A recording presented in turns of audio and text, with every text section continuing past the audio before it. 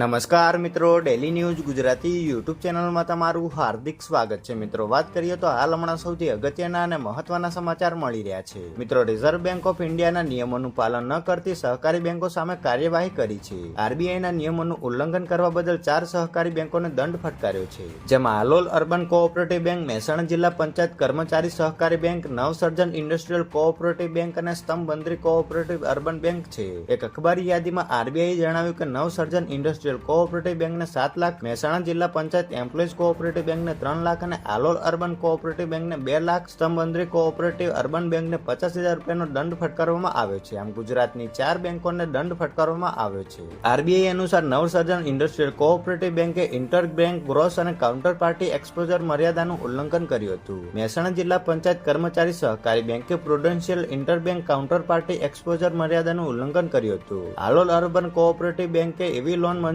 કરી હતી જ્યાં બેંકના એક ડિરેક્ટરના સંબંધી ગેરેન્ટર તરીકે ઉભા હતા.